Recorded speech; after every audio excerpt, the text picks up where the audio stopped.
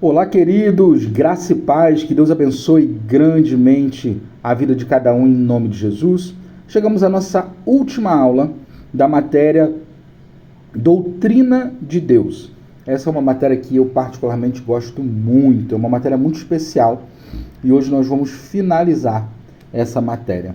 Nós vamos trazer algumas distorções e as consequências que elas trouxeram para a igreja. Algo como o modalismo, o subordinacionismo, o triteísmo, e vamos trazer também o credo de Nicéia, o credo niceno-constantinopolitano, para que nós possamos nos debruçar nessa última aula, que é uma aula muito legal, e nós vamos trabalhar todos esses temas nessa aula. Amém? Vamos orar. Feche seus olhos se você puder, em nome de Jesus.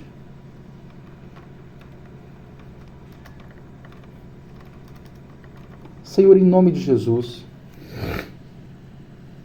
meu Deus, nesse dia nós nos colocamos diante de Ti, Senhor, e Te damos graças por mais um dia, por mais uma oportunidade que o Senhor nos tem dado, Senhor, de aprender mais de Ti, de crescer em graça e em sabedoria, de chegarmos, meu Deus, diante do Senhor com o coração ardendo pelo conhecimento do Senhor, para nos aproximarmos mais de Ti. Por isso, meu Deus, nós Te damos graça, nós Te agradecemos e pedimos que o Teu Espírito Santo possa nos iluminar, para que nós possamos avançar cada dia mais nesse curso. Em nome do Senhor Jesus. Amém, amém e amém. Bom, vamos lá para a nossa quinta e última aula de Doutrina de Deus. Distorções e consequências. Pessoal, no primeiro século, a revelação da Trindade era muito recente, porque Jesus havia revelado isso de forma clara.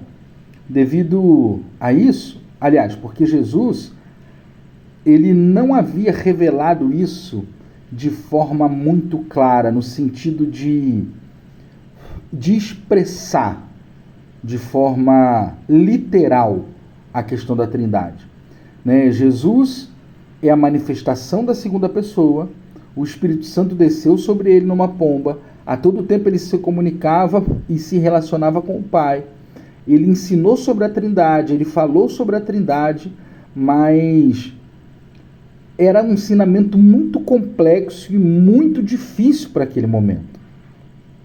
Devido a isso, surgiram muitas dúvidas acerca dessa doutrina, e essas dúvidas surgiram como movimentos hereges ou heréticos. E eu posso dizer para vocês, meus queridos irmãos e irmãs, que nesse período do início da igreja, do século I, segundo, terceiro até, surgiram muitos movimentos que traziam heresias acerca de várias questões da igreja. Nós podemos falar principalmente sobre três que nós separamos aqui. O primeiro deles, o modalismo. O modalismo, também chamado de sibelianismo. Essa heresia afirma que os três, ou seja, o Pai, o Filho e o Espírito Santo, seriam manifestações distintas da mesma pessoa. Ou seja, o que o modalismo está dizendo? Que, na verdade, só existe uma pessoa, que é o Pai. Só que essa única pessoa, ora ela se manifesta como Pai, ora ela se manifesta como Filho, e ora ela se manifesta como o Espírito Santo, de acordo com a necessidade, de acordo com o momento, de acordo com o propósito daquela manifestação. Esse movimento, ele cresceu, ele ganhou muitos adeptos, porém, ele foi prontamente combatido pelo credo Anastácio, que o credo Anastácio deixou claro que não existia apenas uma pessoa com 3 manifestações distintas, como se Deus fosse um ator que usasse 3 máscaras ou que fizesse 3 personagens diferentes.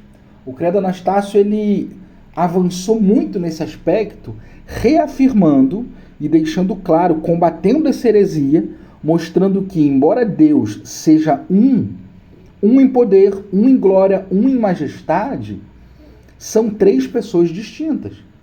E essas 3 pessoas são o Pai, o Filho e o Espírito Santo. Não é apenas uma pessoa com 3 manifestações. Então, o credo Anastácio foi muito importante para combater o modalismo. Outra das heresias, das distorções que surgiram no primeiro século, nos primeiros séculos, aliás, foi o subordinacionismo. Essa heresia, ela deriva do monoteísmo rígido. O monoteísmo rígido diz: só existe espaço para um Deus e acabou. E não reconhece que um Deus pode ser 3 pessoas. Então, esse monoteísmo rígido afirma que Deus é somente o Pai, apenas o Pai e mais nada. Que Jesus e que o Espírito Santo, eles são subordinados ao Pai, por isso subordinacionismo, que eles estariam abaixo do Pai na hierarquia celestial. Jesus, para essa heresia, seria semelhante ao Pai, mas jamais poderia ser igual ao Pai. Para ele, Jesus é a primeira criatura e não criador. O intermediário para Deus se revelar ao homem, mas não o Deus que se revela ao homem, que se revelou ao homem. Não o Emanuel, o Deus conosco. Essa heresia também ganhou muito espaço durante os primeiros séculos. Porém, o credo de Nicéia combateu com veemência essa heresia. E a terceira heresia é o triteísmo. O triteísmo, ele afirma que existem 3 deuses, que o Pai é um Deus, o Filho é um Deus e o Espírito Santo é um Deus, que são 3 deuses diferentes. Por isso, triteísmo. Essa heresia também foi amplamente combatida pela igreja dos primeiros séculos. Várias outras heresias apareceram, mas as principais foram essas. E para combater essas heresias, a igreja ela se reuniu em alguns concílios, e nesses concílios que ela se reuniu, ela estabeleceu alguns credos. O que seria um credo? Um credo é uma confissão de fé. É uma confissão que fortalece, deixa claro e estabelece aspectos relacionados à fé. O credo de Nicéia, ou chamado também de credo niceno, ele foi formulado no Concílio de Nicéia no ano de 325 d.C., como resposta ao arianismo, uma heresia que negava a plena divindade de Cristo, que também é o subordinacionismo, como nós vimos anteriormente. Arianismo, porque tem a ver com o nome do homem que divulgava, que elaborou essas teorias dessa heresia. Então, o credo de Nicéia, o principal objetivo dele era reafirmar a doutrina da Trindade e a plena divindade e a plenitude de Cristo. Esse credo, ele estabelecia que Jesus é da mesma substância do Pai, ou seja, homoousios, mesma substância, que o Pai e o Filho, não existe diferença entre eles, que o Pai e o Filho são um, que o Pai é Deus, que o Filho é Deus, e que se o Pai é Deus, pelo fato do Pai e do Filho serem da mesma substância, Pai e Filho são igualmente Deus. O credo, percebam, o credo niceno ou o credo de Nicéia, ele não se preocupava tanto na figura do Espírito Santo, embora ele reafirmasse a Trindade, mas porque o que estava em questão, ou o que estava sob ataque naquele momento, era a divindade de Jesus. Então, o credo niceno ele se apoia nisso e ele se concentra em demonstrar a divindade de Jesus. Quais as contribuições do credo de Nicéia para a igreja? Primeira, definição da Trindade. Foi o credo de Nicéia que estabeleceu esse conceito de Trindade como nós conhecemos hoje, afirmando que Deus é um ser em 3 pessoas: o Pai, o Filho e o Espírito Santo, todas coeternas e consubstanciais. Segundo, a refutação do arianismo deixou claro que Jesus Cristo não foi criado, mas que ele é eterno e da mesma substância com o Pai, combatendo a visão de Ário, que foi Ário é o homem que estabeleceu essa doutrina errônea, essa heresia, por assim dizer. Terceiro, o Concílio de Nicena estabeleceu a unidade da igreja, estabeleceu uma fé comum entre as diversas comunidades cristãs espalhadas pelo Império Romano, proporcionando uma base de doutrina sólida, ou seja, antes do Concílio de Nicena, antes do credo niceno sair do papel, existia inúmeras igrejas espalhadas pelo Império Romano, porém não existia algo sólido que pudesse basear a fé dessas igrejas.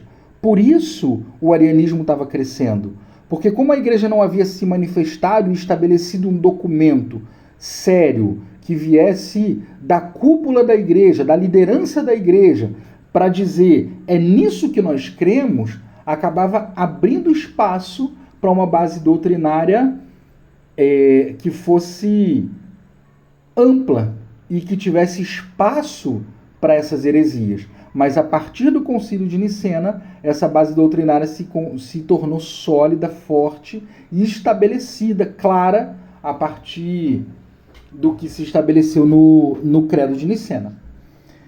Outra contribuição foi a universalidade. Como um credo aceito por todo o cristianismo, ajudou a definir um entendimento ortodoxo universal sobre a natureza de Deus e sobre a natureza da salvação. O credo de Niceno foi muito importante para a igreja do Senhor Jesus. Nós temos também, além do credo niceno, o credo niceno-constantinopolitano. Nome grande, né? O credo niceno-constantinopolitano. Professor, o que seria isso? O credo niceno-constantinopolitano, ele foi formulado no Concílio de Constantinopla, no ano de 381. Lembrem-se, o credo de Nicena foi em 325, o credo de Nicéia. Já o credo de Constantinopla, em 381, com a principal finalidade de expandir e clarificar, ou clarear, ou esclarecer a doutrina cristã sobre o Espírito Santo. Percebam? Se o credo de Nicéia tinha como centro definir e estabelecer a divindade de Jesus como a segunda pessoa da Trindade, o credo niceno-constantinopolitano, ele tinha por essência estabelecer e tornar claro para a igreja a doutrina sobre o Espírito Santo, que não havia sido suficientemente detalhada no credo niceno. O credo niceno trouxe a ideia da Trindade, mas ele defende e apresenta a divindade de Jesus, mas não se aprofunda no aspecto do Espírito Santo. Por isso, o credo niceno-constantinopolitano foi importante, porque ele incluiu uma explicação mais elaborada sobre o Espírito Santo, combatendo as heresias, principalmente dos macedônios, que negavam a divindade do Espírito Santo. e outras controvérsias sobre a natureza de Cristo e do Espírito Santo. Qual a importância do credo niceno-constantinopolitano? Ele tem uma importância histórica e teológica muito grande na história da Igreja cristã, porque ele representa uma reformulação definitiva da nossa fé, especificamente em relação à Trindade e ao papel do Espírito Santo. O credo foi amplamente aceito por todas as principais tradições cristãs, tanto no catolicismo, quanto no ortodoxismo e quanto no protestantismo. E continua a ser aceito até hoje nas liturgias cristãs em todos os lugares do mundo. As principais contribuições desse credo para a Igreja de Cristo. Primeiro, a completude ou a finalização da explicação da doutrina da Trindade. O credo niceno falava do Pai e do Filho.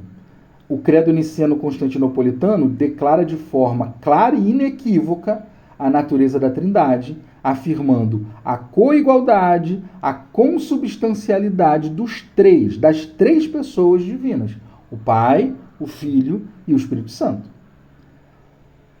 A definição da divindade do Espírito Santo foi esse credo, o credo niceno-constantinopolitano, que se afirmou de forma definitiva que o Espírito Santo é Senhor e doador da vida, sendo adorado, sendo glorificado junto com o Pai, junto com o Filho.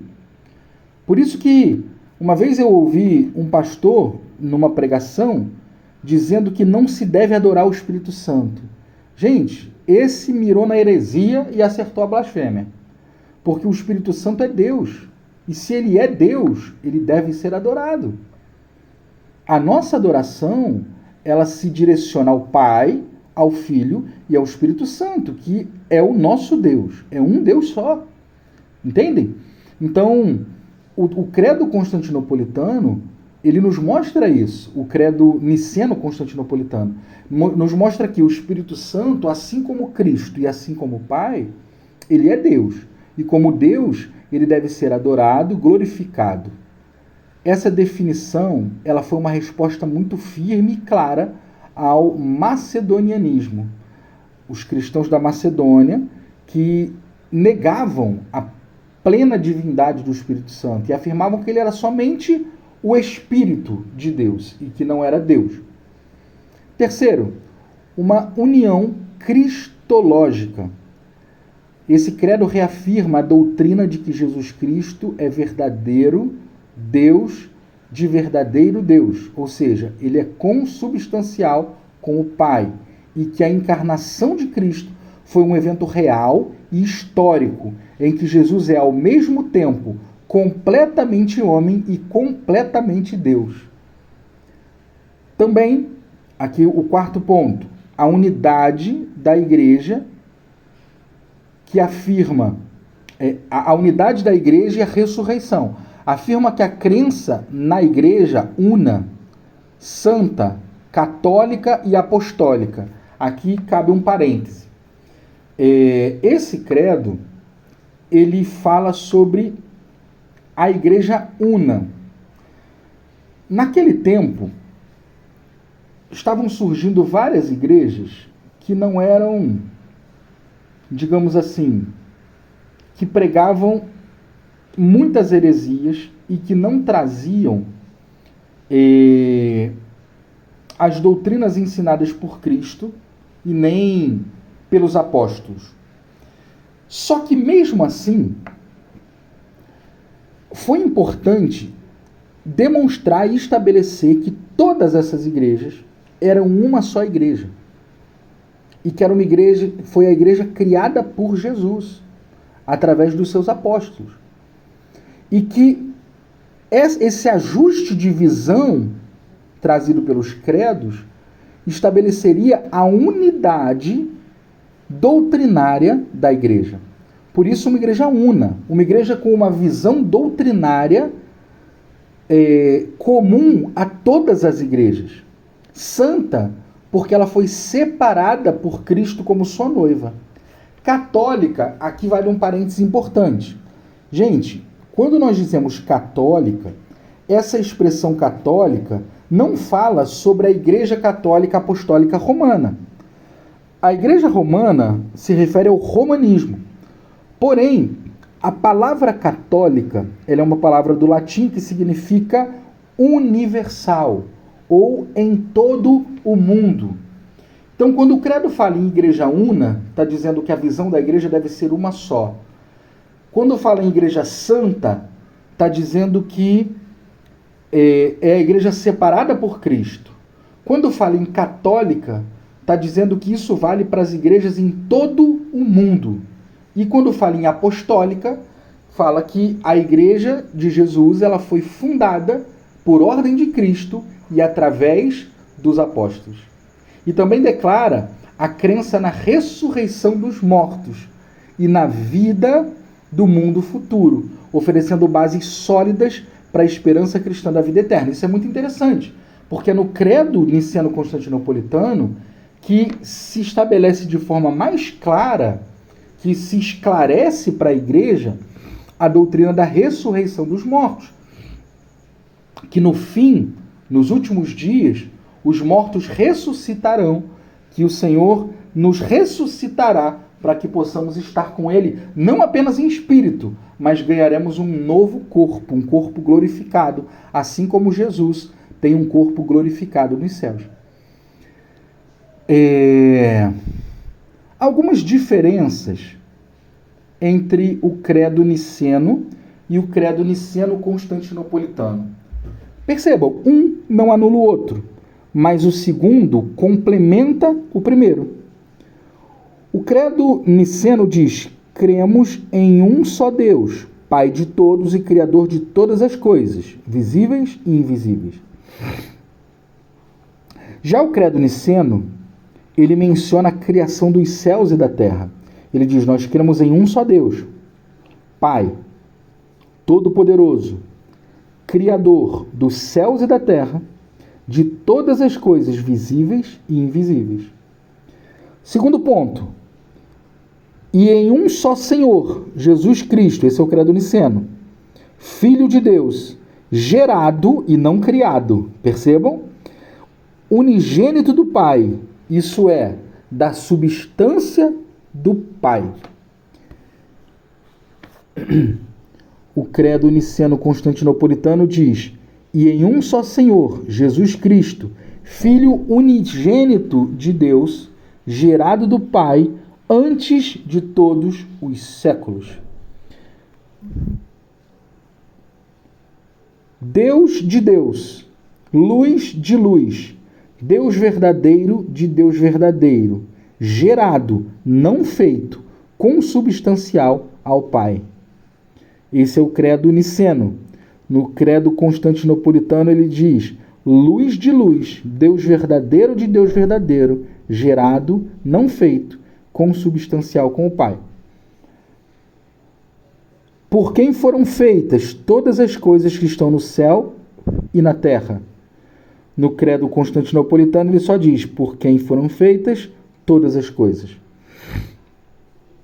No niceno: o qual, por nós homens, e para nossa salvação, desceu, se encarnou e se fez homem.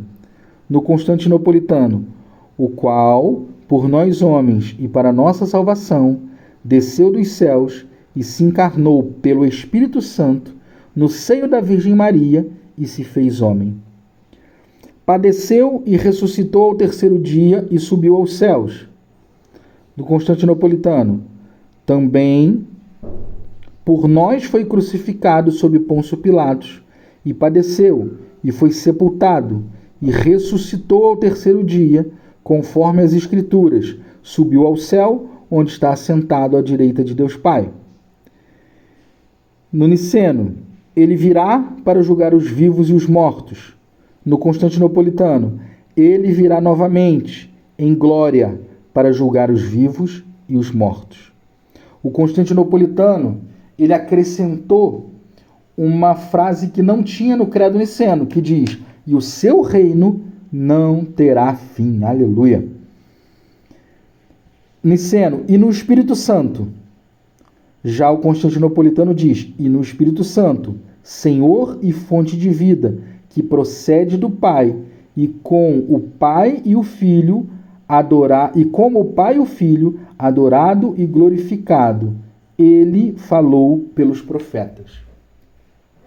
No Niceno,